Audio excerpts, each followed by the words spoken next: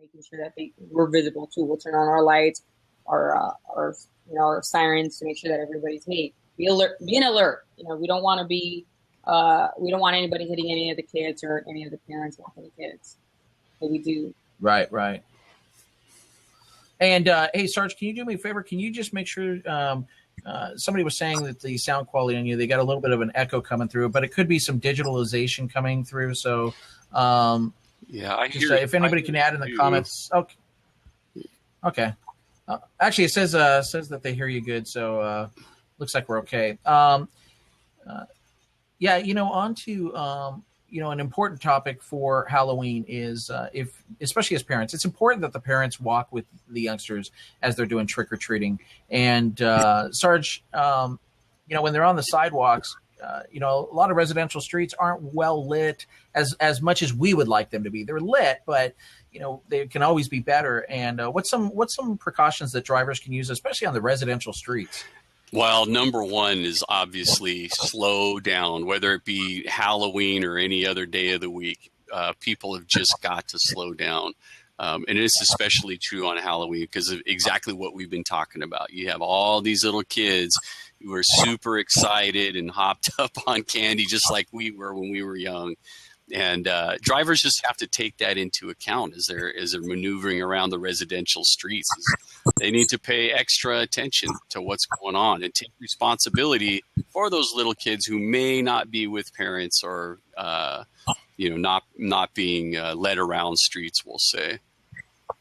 Yeah. So there's some good tips that we've covered. We've covered, using caution as they're walking near the intersection and crossing the street, but as well as when they're walking on the sidewalk. And their head has to be a swivel. Just because you're not by an intersection, you've got to be cognizant of vehicles that are approaching from behind and in front of you. Now, let's talk about our youngsters. They get at the door. They see the house. They're excited. They want to go up and get their candy. Arlen, what are some tips you've got for parents as far as the kids running up to the house? What do they need to be looking for? Lighting is important as a parent. You don't want to go in a dark area. I would walk with my child, make sure that they're not going anywhere alone. I'd be careful what you're reaching. There's times that they leave containers of candy, for kids to reach. I'd be careful with that. You never know what's in there.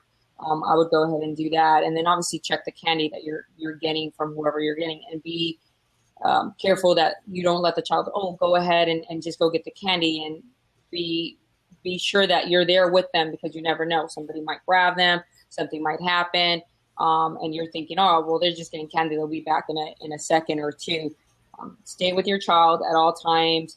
Make sure that you don't lose sight, and don't go in areas that you just don't feel safe going to just because you're trying to get candy or your child wants candy. Absolutely. And teach your kids never, ever, ever go inside the house. Right. And as parents, we know they're excited. They constantly ask us, hey, I can do this by myself. Let me go walk up there, mom or dad. But you know what the reality is, mom and dad, you got to be right with them. You have to, even if you want to just stand a little bit, but as soon as that door opens, you got to be ready to, and we're not trying to scare you. We're just trying to give you some good tips that you got to be right behind those youngsters and make sure that, they don't go inside that house. And one thing that I think sometimes we kind of forget is people have pets inside their house, and sometimes those pets aren't happy at people knocking on the door. So we don't want the little ones get bitten either. So those are some good tips for the little ones, but now we've got to move into some good tips for the adults. And, Halloween is on a weekend this year. And that means, let's call it like it is. We know there's going to be a lot of drinking and a lot of partying, and unfortunately, we don't want to see anyone get hurt or killed in a traffic collision or for any reason that matter on Halloween night. And driving under the influence, it's a big crime. It's big to us. We're the first responders that have to respond to those calls. And that's why we take it so passionately. We arrive on the scene of a DUI traffic collision, and amongst doing our jobs as police officers, it affects us also as humans, because we look down at those injured parties, especially if it's a child, and it affects us. We've got children too, and so we really want to give a message of no DUIs. And Sarge, I'm gonna hand that over to you because you're the one that investigates these DUI traffic collisions, and you also, you see what happens on the filing side. If you'll talk about that, what happens in the court system, and then we're going to bring on Mitch as a civil attorney, and he's going to talk about the implications of DUIs, and it's something that we should be addressing. So go ahead, Sarge, talk to us about that. So at the scene of a DUI, let's say it's just a regular traffic stop, obviously, it's very difficult for anyone to hide the fact that they've been drinking. There are telltale signs. There are physical signs that you absolutely cannot control and you cannot hide. You can chew all the gum in the world that you want. You can drink all of the mouthwash that you want, but you can't mask the nystagmus. That's where the officers check the movement, the smooth tracking. You've probably seen that a few times on the side of the road, smooth tracking of the eyes.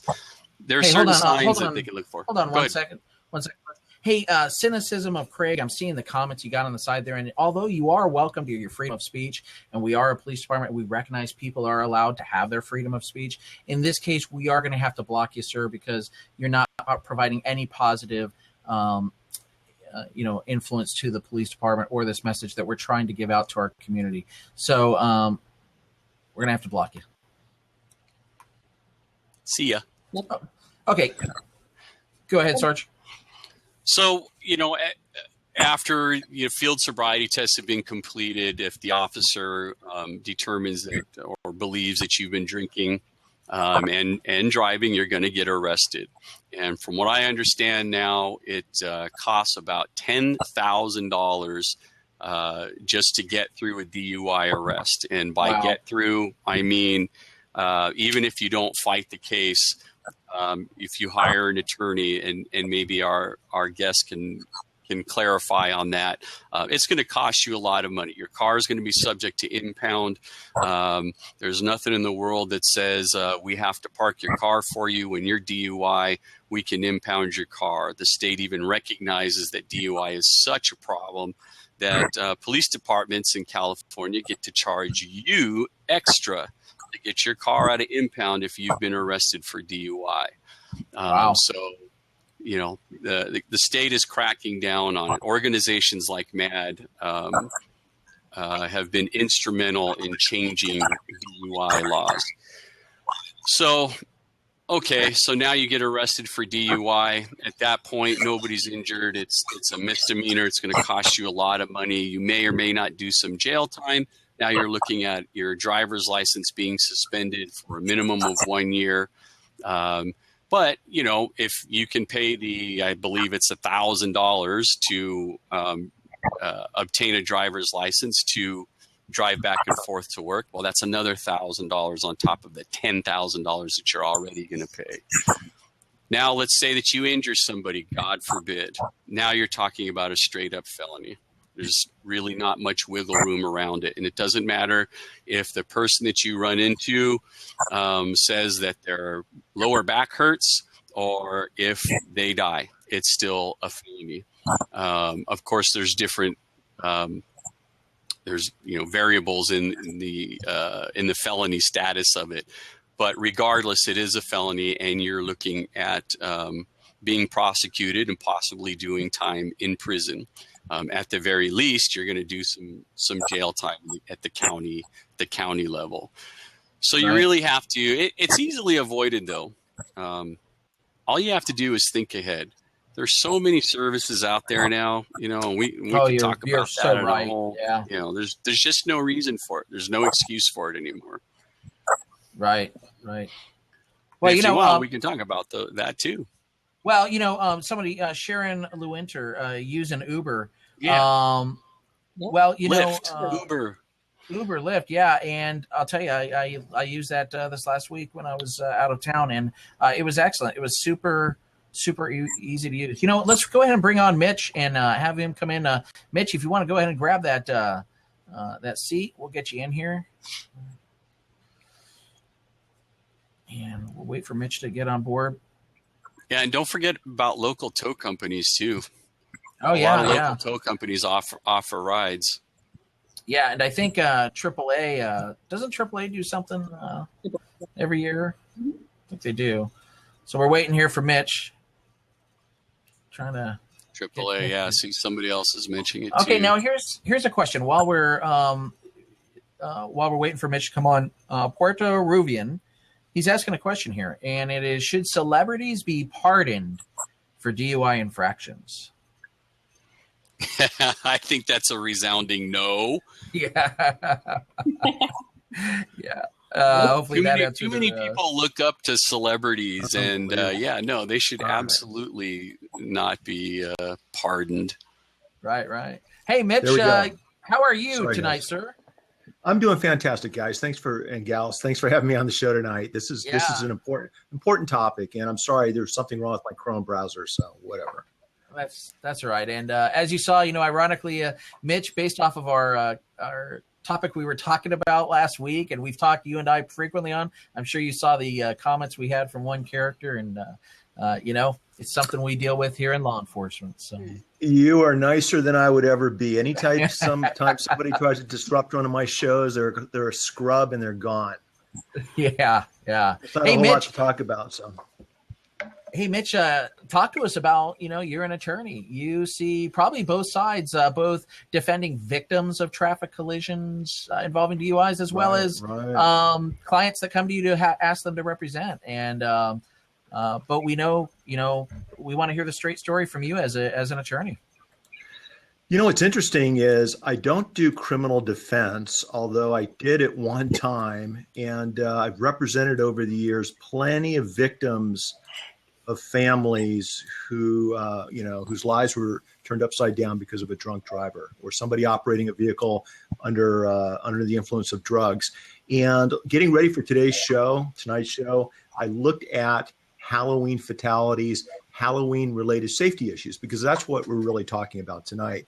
What really blew me away is how Halloween night, as I indicated in the comments, is the deadliest night of the year for children who are pedestrians with respect to fatality incidents. And what really struck me and what parents need to know is that 70% of these incidents happen in the middle of the block as opposed to at a corner or an intersection. Wow. And, we live on a street where everyone's running around. And the reason that's so important is that tells me that the kids are bolting across the street outside of an intersection to get to that next house to get the most candy, and they're not looking both ways. And then you've got drivers not expecting people to bolt across the middle of a street. It's a two-way, I'm assuming it's a two-way, causation issue. And so that's something I think parents or viewers watching the show tonight should be aware of. The other thing that makes sense to me, but I wasn't aware of, and it's not a legal issue, it's just a factual issue. And that is a majority of the fatalities, and I'll assume serious injuries also, take place with children ages 12 to 15. Okay, and probably just being a parent of a 21-year-old and a 15-year-old, almost a 16, at that age, you let your kids go by themselves, Yep, right? Exactly. And I'm thinking, okay, so for parents and people watching this show, just be aware that now that your kids are old enough to run up and down the streets and do their own thing, and you can kick back and watch the football game or the World Series, that doesn't mean they're safe out there. So maybe remind them to be extra careful of everything we're talking about. So those things jumped out at me. Yeah. With respect to the legal side of things, on a civil side, when you cause a serious injury or death, like you guys have talked about, it changes lives. I mean, from a civil standpoint, you're looking at being sued for negligence, for wrongful death. Everything you've worked your whole life for, everything that you've got is subject to a civil judgment. You could lose everything with the blink of an eye. And Mike, one of the things that's really interesting that we were talking about earlier today is when you look at the issue of distracted driving because of mobile devices, forget about drunk drivers. Yeah. I mean, distracted driving on Halloween night, this is such a big problem right now.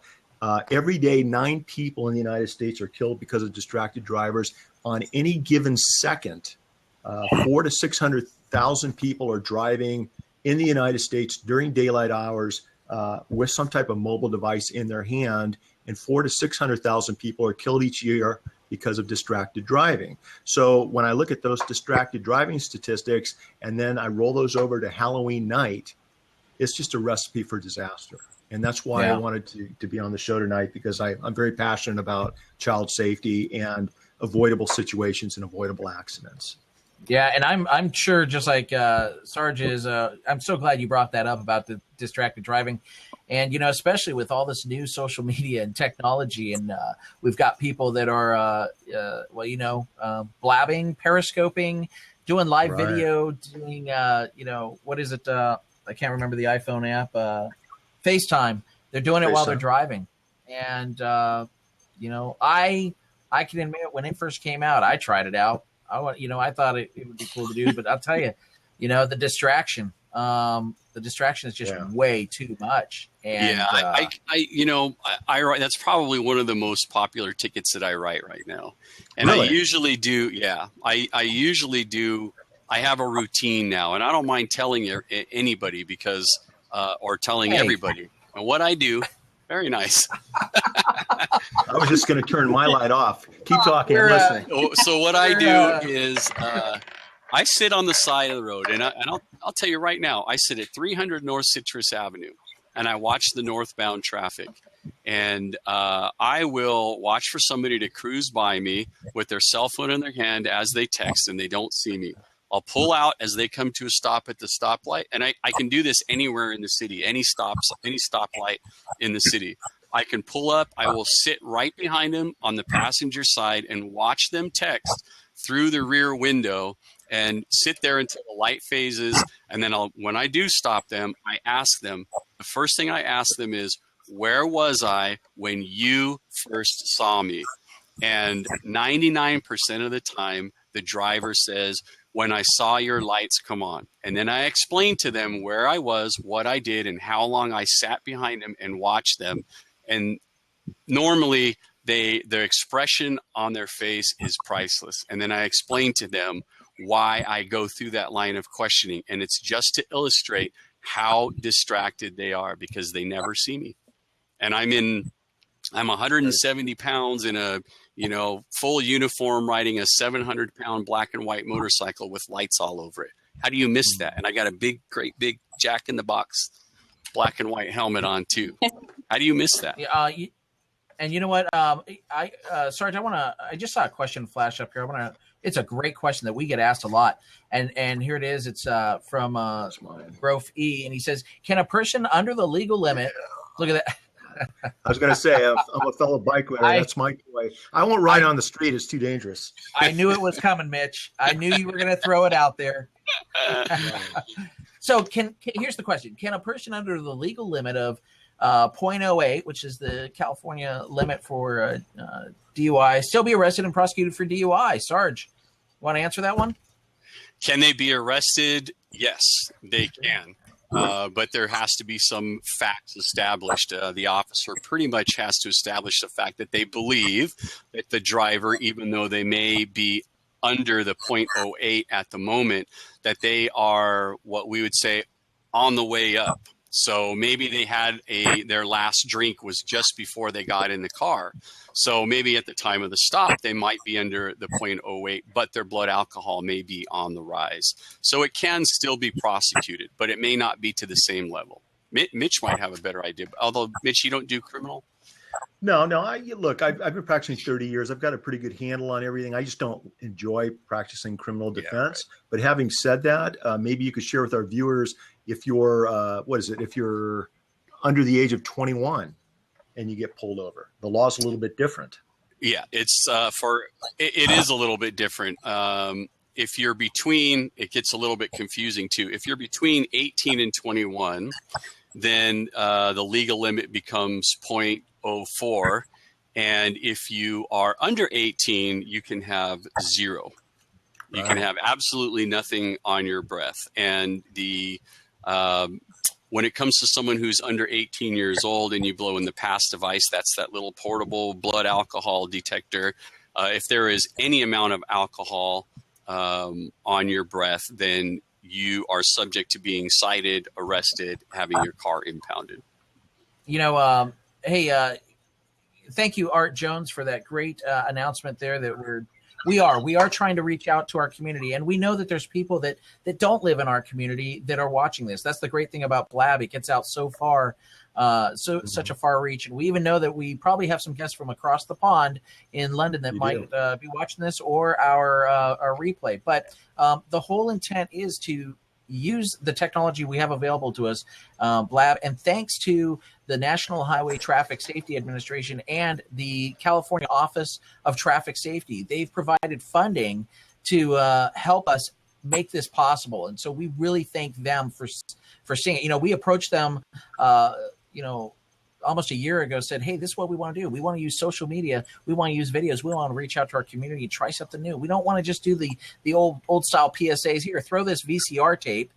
And for those that are younger, it was a square. I wish I had one. You put it in this box and play videos. But anyways, okay, so if you're just joining us, once again, this is the Azusa Police Department in Southern California. We're about 22 miles outside of Los Angeles, and we're bringing a Halloween safety traffic message to our community. We're not only talking about how kids can be safe, but also adults and how they can be safe when they drive. And we just got done talking about a segment about DUIs. And so let's see about I see another great question here.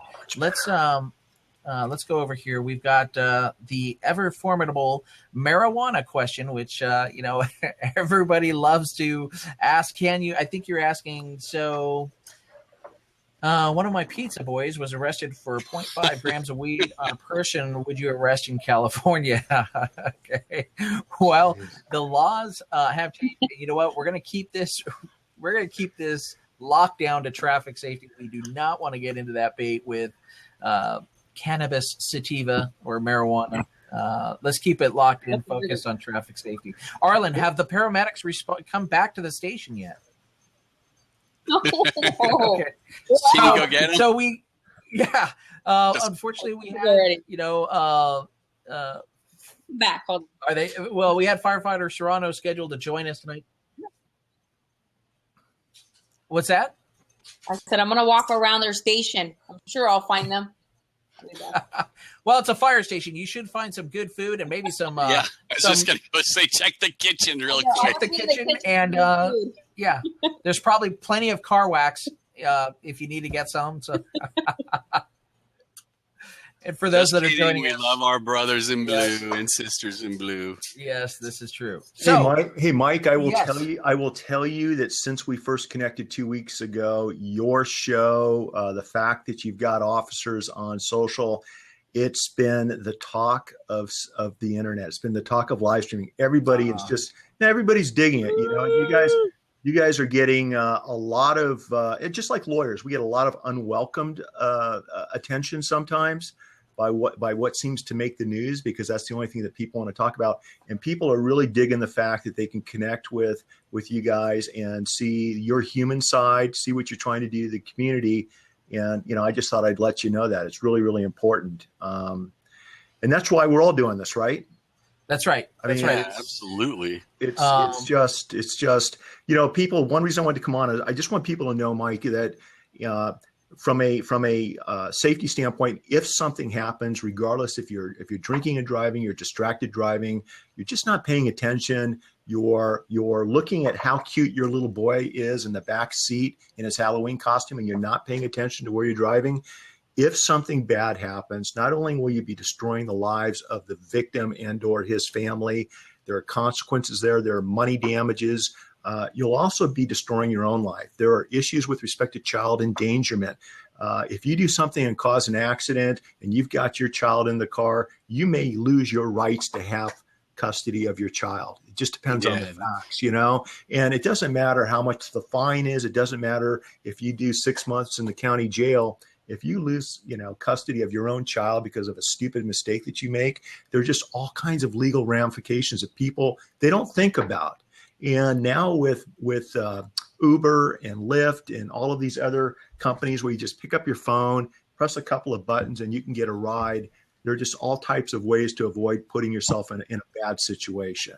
And that's what I think the takeaway needs to be tonight. Yeah, absolutely. I think you hit the nail right on the head. There are ripple effects to these things that most people have never given 1 second of thought to. And you're spot on, Mitch. People just need to think a little bit ahead, plan ahead a little bit, and there's so many ways that these things can be easily avoided. It's, and it's some of the cases we've handled, which are just huge civil wrongful death cases, where either the defendant drunk driver is either prosecuted for vehicular manslaughter or the district attorney's office decided not to prosecute for whatever reason. The bottom line is, regardless of how big our civil settlement or judgment is, when it's all said and done, nothing's right. Nothing's good. Somebody still lost their husband and wife. It doesn't bring them back. It doesn't bring them back. And the person that I had a very well-known federal judge down here in Orange County tell me, and I've said this before on Blab, criminal defendants in front of him, and you guys would know who he is, and I'm not going to mention his name, but he told me, he goes, 90% of the criminal defendants who appear in front of him are good people who made a bad decision. The other 10% are really bad people you don't want out on the street. And so the point is, let's not have any good people make bad decisions on Halloween night. That's what it comes down to. Yeah, absolutely. Hey, I want to address Sharon Lewinter. You asked a question. I think it was Sharon that asked about the car seat. I'm glad you brought that up, Mikey, because I was just typing her a reply right now. But if you want, we can put it out to everybody. Yeah, and you know what? I sent her the CHP's that has the information about the car seats, although they're already advertising the 2017 law that's going to take into effect here in California. But Sharon, I wanted to point you out to, on your smartphone, there is a great application, and it's called Car Seat Helper. And actually, Phoenix Children's Injury Prevention Center, so Phoenix, Arizona, came out with this application and won several awards with it. And it shows all types of things like choosing the right seat and browse all car seat types and surprising car seat facts. It's a really helpful device. Go ahead and get that. But Sarge, if you want to talk about more specifically about the car seat law here in California, you want to address that? Yeah, absolutely. So in California, it is the age for a child that needs to be in a car seat is now 8 years old. And over the years, that age has gone higher and higher. So if your child is 8 years old or younger, they need to be seated in the back seat and they need to be in the appropriate car seat. Now, by appropriate, I think everybody, if they use their common sense, you see an 8-year-old and they're not going to fit in the traditional, car seat that you might picture a 1 or 2-year-old in. So for an 8-year-old, they might need to be in what we refer to as a booster seat. And it just needs to be the age appropriate seat for a child. Excellent. And the truth of the matter is, regardless, even though, and I believe the age is that they recommend even up as high as 15, stay in the back seat. It's safer for those little bodies to be in the back seat. I know they want to come and sit up with you, and maybe they're not even in a car seat, but let's keep them in the back seat where they're safe. Okay, so what else have we got? Okay, what other questions are?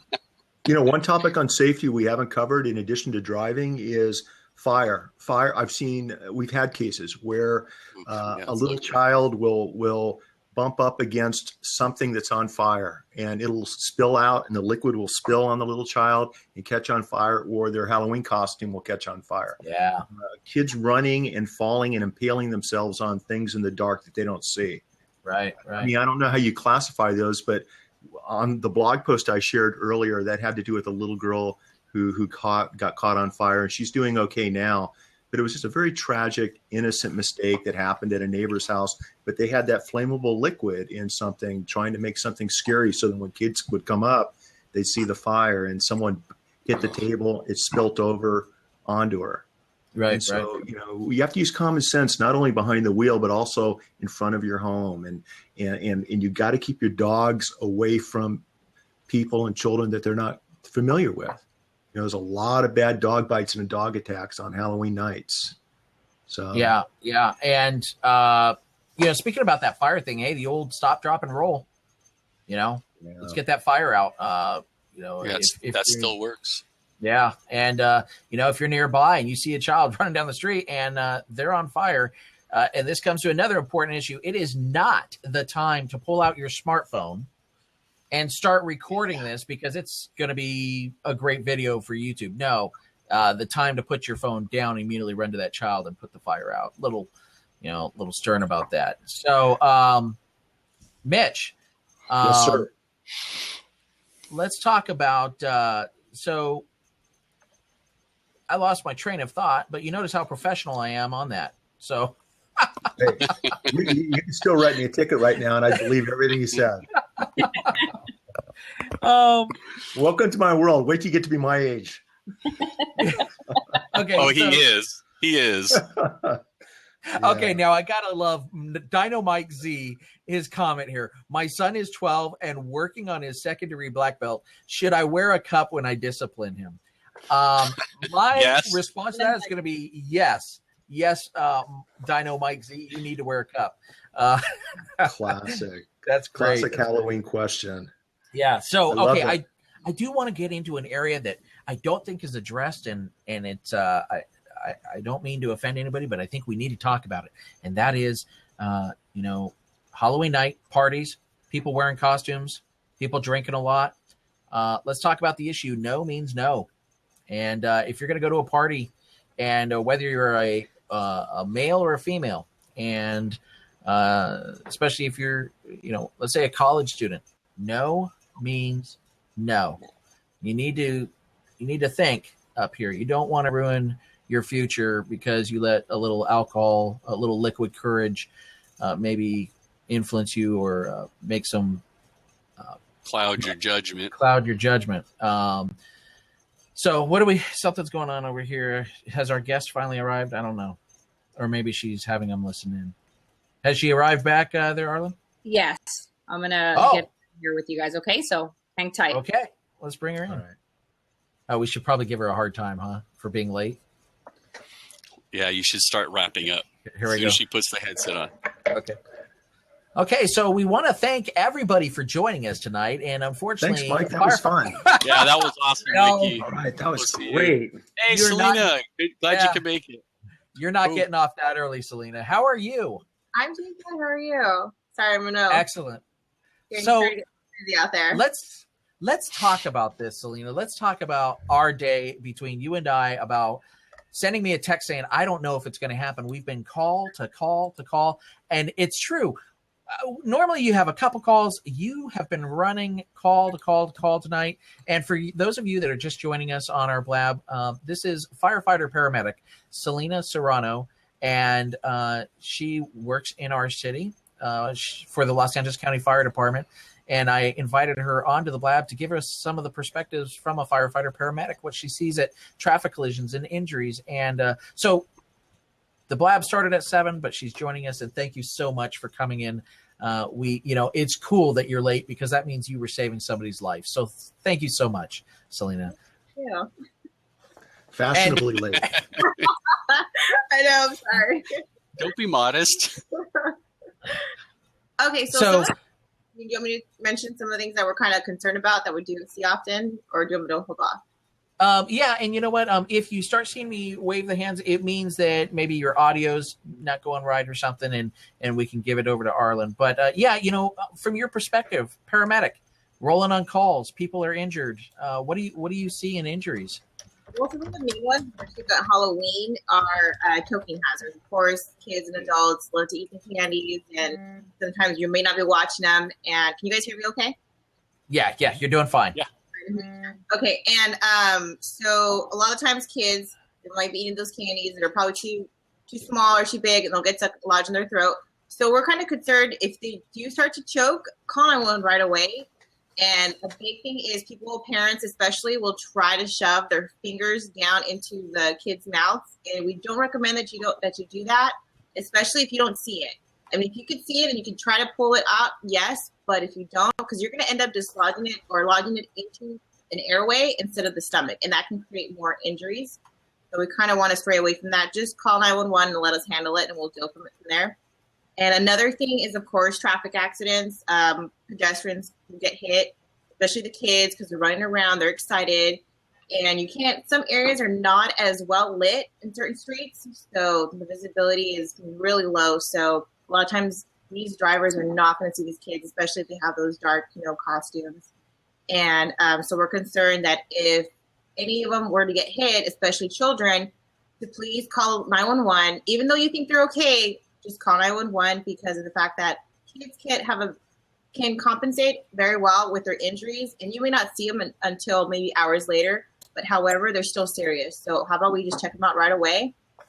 And adults, same thing. I know you're adults. You guys know your bodies if something were to happen. Everybody says, oh, no, I'm okay. But you never know. So let's just play it safe. And how about get checked out? So just call 911. It's okay if we come out. If it's something minor, if it's no big deal, fine. Okay. At least let us evaluate you. So those are the two major things that happen Halloween that are related, especially to this event. Yeah. And Selena, when you're rolling up on traffic collisions and first of all, when a child, and we're just talking about this, we want people to be aware, and we want people that might be going out and partying. And if you're considering drinking and driving, hey, look, here's a paramedic. She's going to tell you right now, when a child gets hit, what kind of injuries does a child sustain? Because they're little people, and you got that car bumper, and they could be at head, at the level of a head. Tell us about some of the trauma. I mean, we don't want you to get gory, but I think we need to talk about the reality of it. With kids, they don't see you coming, or sometimes they will, and they'll just kind of have that blank stare where they just stand still and they don't move. And so you'll hit them head on in front of their bodies, and usually because they'll have a lower profile, they'll end up hitting like the front bumper, the hood, and so some of the injuries can be like towards their legs, their pelvis area, their abdomen, and even their head, because sometimes their heads are a little bit bigger, they're heavier, they'll hit the hood, and that could cause some serious injuries. So that's pretty big, and so that's why we say that we recommend get them checked out. Even though like, oh, it wasn't that fast, you just never know. Some kids take injuries differently compared to others. So, and for adults, usually adults can have that quicker reaction to an oncoming vehicle, and they tend to kind of turn around, and their backs usually get hit. Usually like their legs will get hit, and sometimes they end up flying on top of the hood or onto the windshield. And again, major injuries to the back, that can cause, spinal problems. You don't want to be paralyzed, and that can go into the worst case scenario. And also head injuries, which can hide a lot of serious conditions. And we recommend get checked out. Don't be stubborn, and everybody thinks like, no, I'm fine. They sometimes will be a little embarrassed, but no, get yourself checked out. You don't want to find out, you go home, you go to bed, and you don't wake up the next morning. Hey, by the way, Mitch, I thought I did make you a co-host just because you're knowledgeable. Did you get that through there, Mitch? I don't think that I did. Where would it pop up? Actually, yeah, you are listed as a co-host. I got you, so I can just add anybody I want now. Yeah, easy trigger, easy trigger, easy. Hey, Selena actually, she brought up a great point regarding speeds of vehicles and being safe. I don't think most people put the math behind what really happens in traffic collisions. You have on average a 2,500 pound car, even driving at 5 miles per hour, can be devastating to, anybody, not just a little kid, anybody.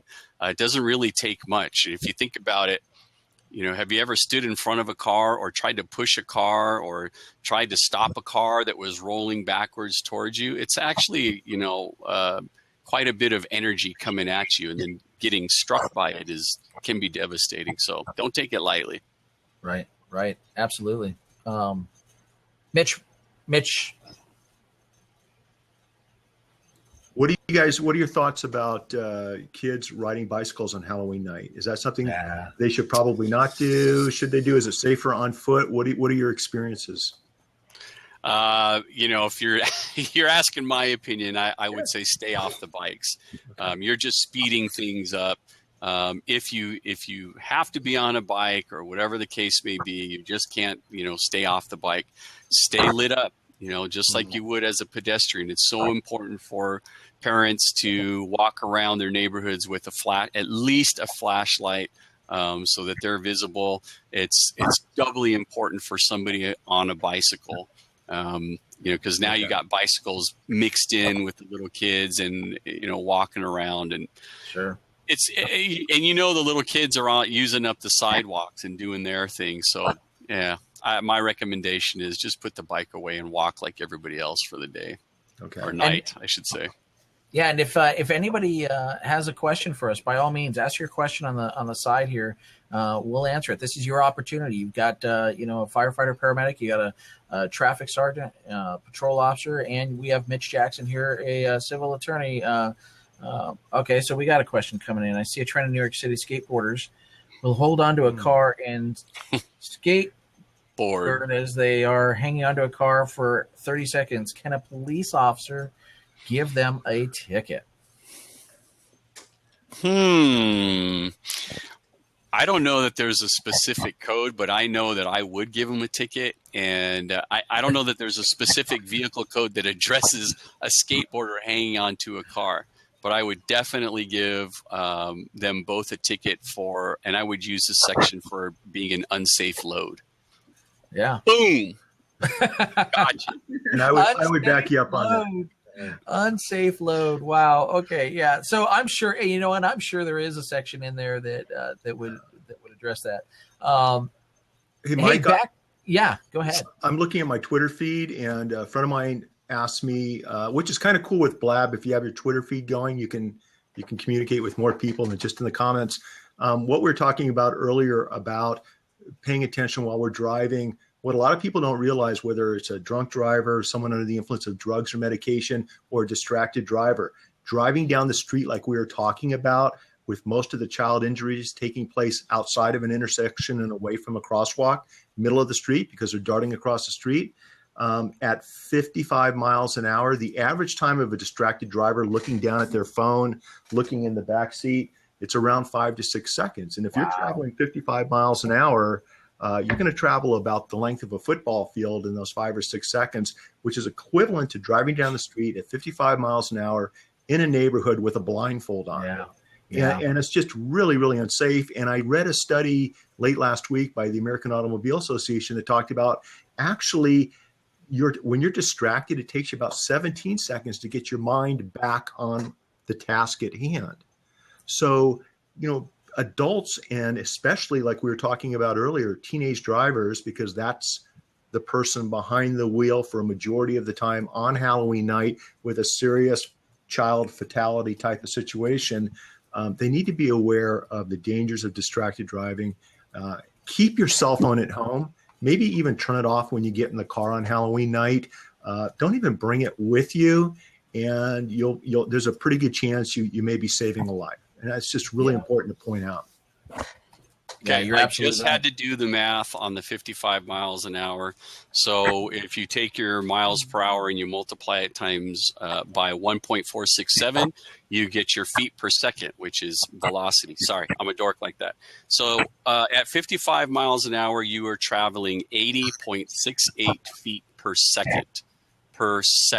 Wow. So if a football field is 300 feet long, do the math. So, do the math. So it's more than a football field. Yeah.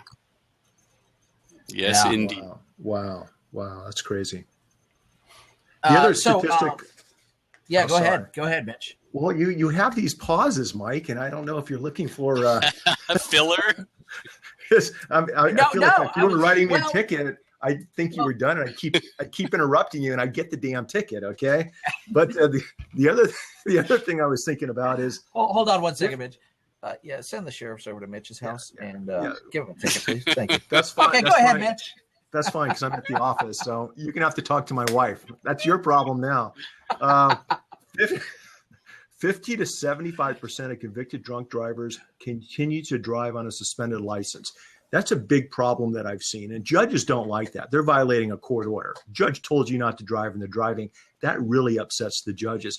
What do you guys have to say to somebody that's been convicted of drunk driving, or their case is pending, they've been ordered not to get behind the wheel, and they get behind the wheel, they're part of this 50 to 75%. How can we deal with this? It's a real problem. The repeat offender. So how do we deal with this, especially on Halloween night? Sarge? What do you tell them? You got me. Okay. Yeah. Right Do you in the guys middle come of down, do you guys come down extra hard on them when you find out that's the case? I'm sorry, Mitch. I was answering a question and typing, and I'm not. Hey, by the way, He's Selena, He's running the That's numbers. why you shouldn't text and drive. I can't even do it and talk. you're exactly Don't right. text and You blab. you can't even sit in your office and hey, Selena, You need one of I these. know you have something important to say. Give me just 1 second. Let's have Randy address that one question, and then we're going to have you come in with this child seat answer. Okay, go ahead, I'm sorry, Randy. Mitch. Do that one. I totally missed the question. I was answering one on the side there. The question is, how do you guys deal with if 50 to 75% of convicted drunk drivers are out driving again with a suspended license? How do you deal with those individuals? They need to be aware that that's a big deal. So when you get When we run across anybody with a suspended driver's license, all bets are off. The car is subject to being impounded for 30 days. And on average, a 30-day impound costs about $2,000 just in impound fees to get that car back. Not to mention that's going to earn the person a fresh citation for driving on a suspended driver's license, which is another trip back to court. It's a misdemeanor.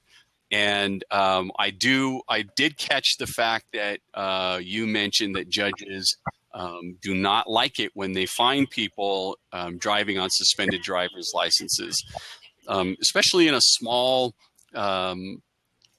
judicial district like we have here. The judges very often run into repeat offenders over and over and over again.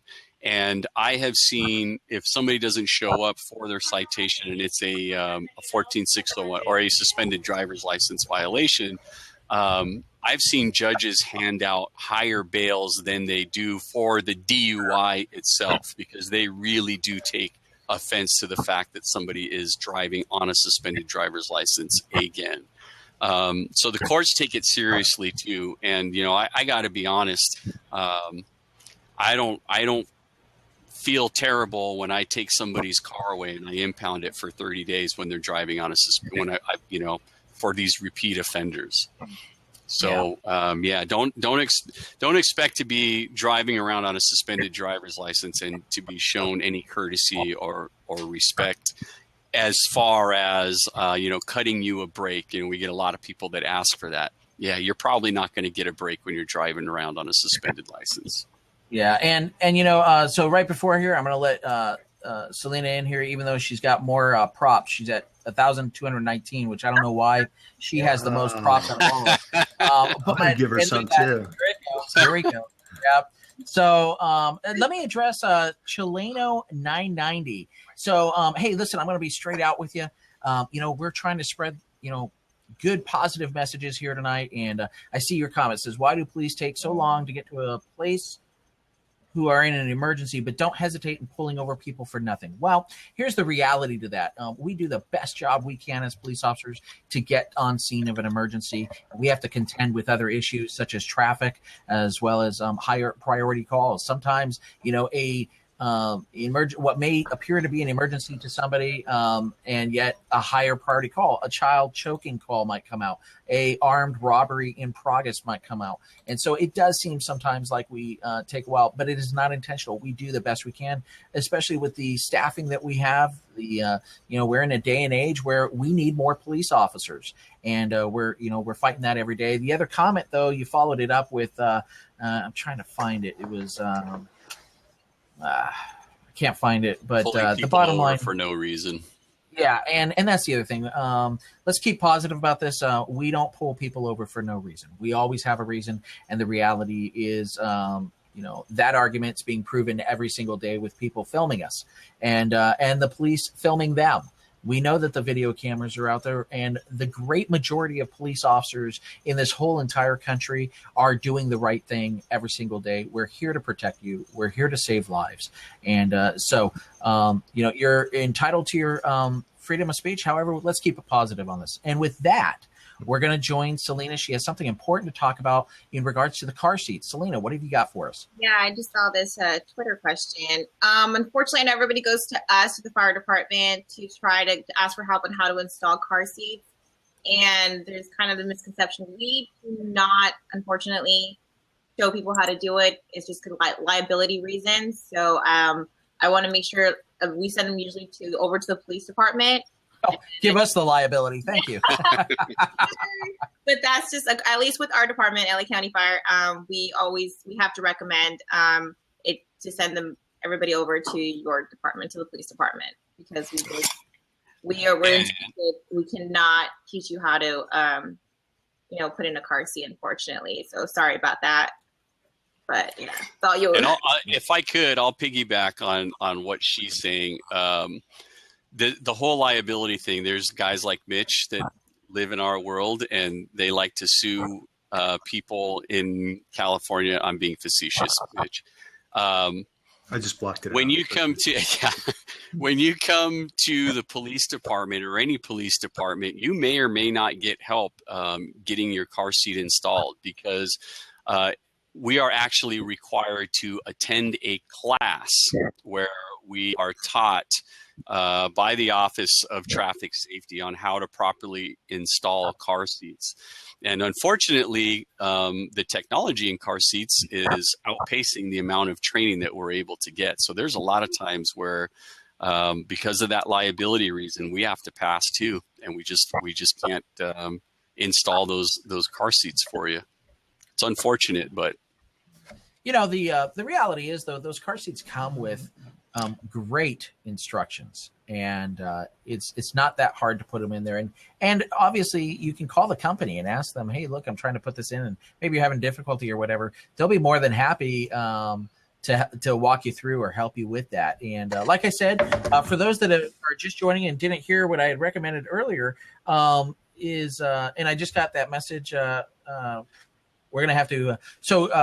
Let me break for a second. Selena, are you? Do you need to leave the show? No. Okay. All right. So, okay. So for those that are joining, Car Seat Helper. It's an app you can download. It'll walk you through. It's from Children's Hospital of Phoenix. They won an award for it. I mentioned it earlier. Download that app. It'll walk you through picking a car seat, what type of car seat to use, how to install it. It's got a lot of great statistics in there. Again, they won an award for it. Phoenix Hospital in Arizona. Check it out. Called Car Seat Helper. I'm going to put that in the comments. Car Seat Helper. Excellent. Yeah. Okay. Car Seat Helper. So search YouTube and look and search by the manufacturer. I bet you find a video on how to install your car seat too. Yeah, and you know what? Kiwi Kim 88 is saying here that there are days that certain departments will have car seat install, and they'll advertise that. And I don't know what the website is. I know there's a popular website that talks about that, and we'll try to find that and maybe post those somewhere on our social media platforms for you. So I want to go back to an issue that I was starting to talk about before Selena finally came back, and that was talking about no means no, going to parties, drinking it up, having fun with your friends. And unfortunately, you might, whether you're male or female, might want to strike it up with somebody and have an interest. And unfortunately, some people make the wrong decision, maybe get the wrong message, and they end up ruining their life, and they ruin the other person's life as well. And I want to let you know on something,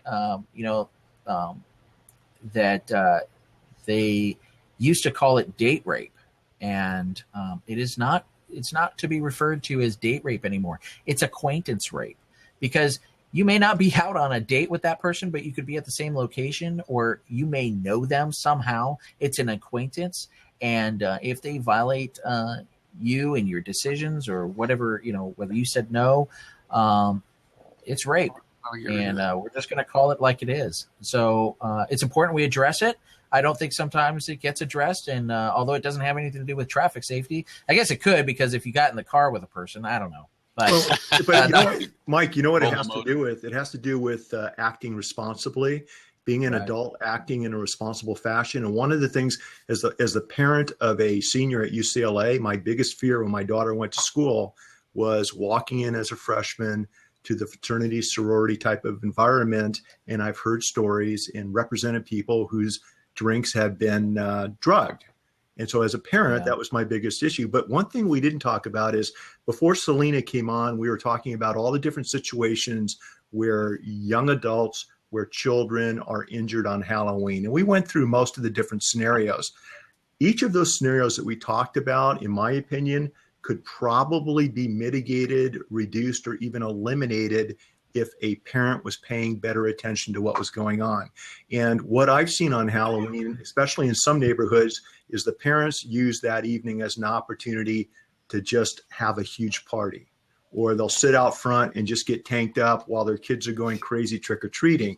And what happens is you've got parents who are under the influence and they're not properly supervising their young children. And I think that is a big problem. And I think it's really important for parents to maybe put aside their own personal needs on Halloween night, stay sober if you're able to, and if you're not able to, maybe you have a problem, and we'll save that for another blab. But, be responsible on Halloween night, keep an eye on your kids, make sure they make good decisions. And I think at the end of the night, you're going to be happy with the end result. So there's another twist to being safe on Halloween night, and that's the adults taking responsibility and being adults. Yeah, you're absolutely right.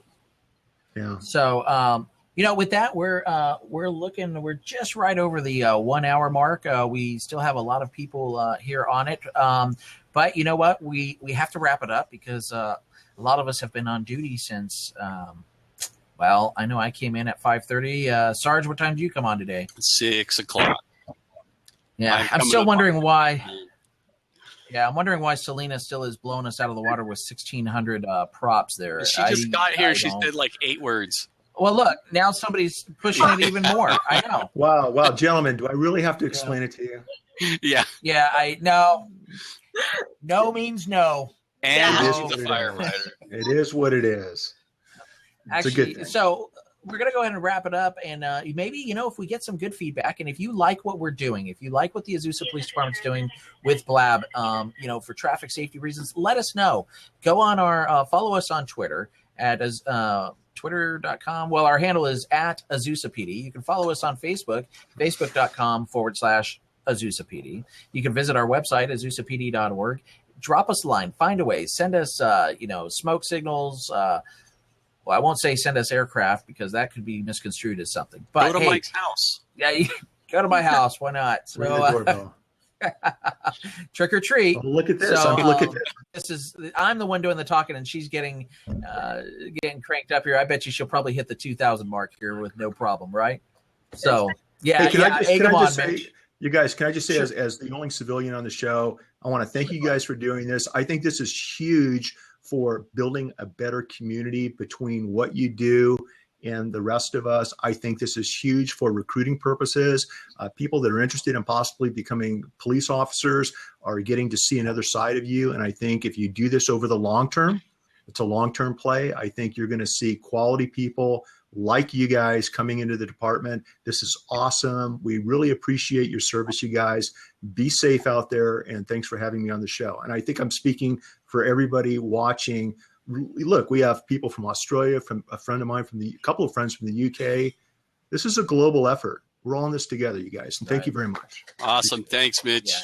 Thank you very much. And we appreciate it, Mitch. So again, I got to say this. Thank you so much to the National Highway Traffic Safety Administration and the California Office of Traffic Safety. Thank you for the grant funding for allowing us to do that. We really appreciate it.